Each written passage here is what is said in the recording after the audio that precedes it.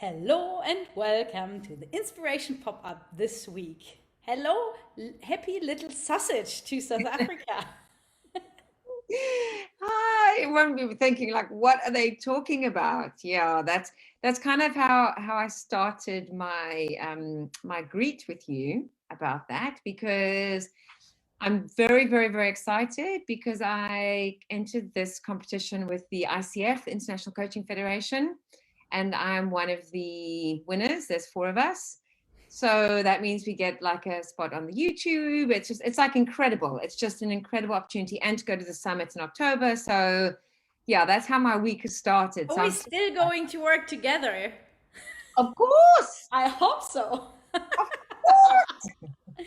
No, but just to say to anybody, if you really have big dreams and big visions, what we have to really uplift the people, we also have to uplift ourselves sometimes, and we are still keeping on working. And this is the best example to show that. No? Absolutely. It never ends. It's the Never. joy of life. That it is. And it's also a bit connected to what we are talking about today, because we are talking about listening without judgment. Mm. And this is also a thing. No? If you sometimes you hear something, what I hear you won a prize, and Mm. I would say in earlier times, I would envy you perhaps, because I was in a certain mood, like kind of oh, never enough, or you compare yourself to others. Mm. Today, I'm so happy to work with such a person, and I'm not envying her at all. So, yeah, listening without judgment is also very healthy. What do you think about it? It is, because judgment for me is such a thing. Like it's not judgment as in like three of my closest friends, who I consider family, have now all immigrated overseas. And I was very fortunate yesterday. I got to speak to all three of them. They're all dotted all over, and I got to speak to all three of them. And having conversations with them, it was just great, because we were just kind of talking about our lives and whatever. And it made me realize, when it comes to those things, there's no judgment. Where I do judgment is something like, and I always use this as an example, but for me, it really is about inconsideration when it comes to driving. And I mean, I probably do the same thing, like somebody going very slow in the fast lane, or somebody, driving right up your butt, but you can't actually get out the way, or, so in those moments, there's a lot of judgment. And I think if you can have like a judgment accountability buddy, as in, and that's whomever, I mean, that could be a friend, that could be whomever you're with, but somebody to call you on it. It's amazing how often we judge other people in comparison because they're not like us. I can remember when I learned this, or like learned, but um, when I didn't feel well for a long time, also somebody told me, try to see things without judgment. I said, what? Do I judge people?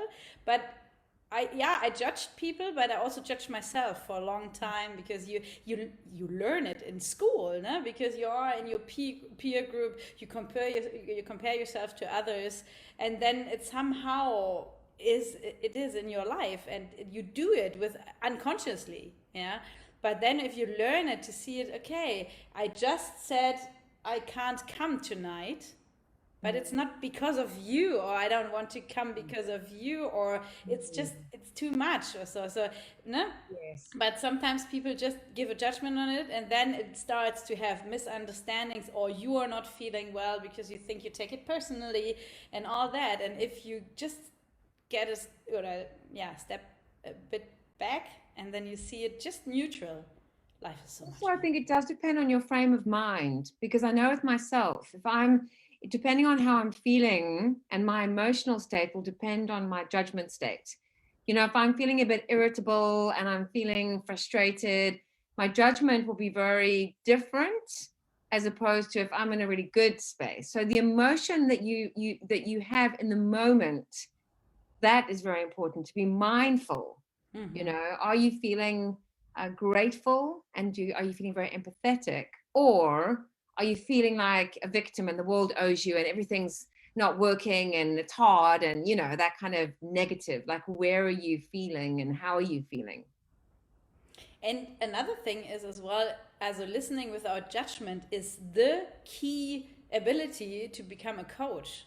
I realized, no? Because if somebody is in front of you and is talking about the emotions and about the feelings they have, and then you have to ask as a coach, how does it feel, and to take the words what the client says, and it's not in your position that you do an interpretation and say, do you feel your anger? Perhaps it's not the anger, it's just, I don't know, something like being how do you call that, also losing control or stuff like that. Yeah. Yeah, so it's, if you are listening without judgment, there is a whole new world opening, and you are so, yeah, everything comes as it comes, no? And this is Yeah. a big thing. And a big thing is active listening. For me, one of the most frustrating things is if I'm having a conversation with somebody and they're not looking and they're not present. So maybe they're on their phone, maybe they're watering the garden, maybe they're, and if you're trying to have, that's a bad example, but you know what I mean? You're trying. Why coaching sessions? I hope not. No, maybe coaching's like taking it, because in coaching you kind of expect that. But I mean, it could be like having a heart to heart with a mate, a friend, Yeah. and that active listening, you want to feel like if you are saying something, the person is present and they're listening and they're not kind of distracted doing the thing, because it doesn't, yeah, it doesn't make you feel great. Active listening is very important, to be actually engaged, looking at the person in the eyes, being present. Yeah, right. And also, we are all from different backgrounds, and you are from a completely different background than I am. And so we have like kind of judgment somewhere. So, but recognize your background or your cultural difference, and yeah, analyze it a bit, or also Oh, just see the pros and cons, and then use them. exactly.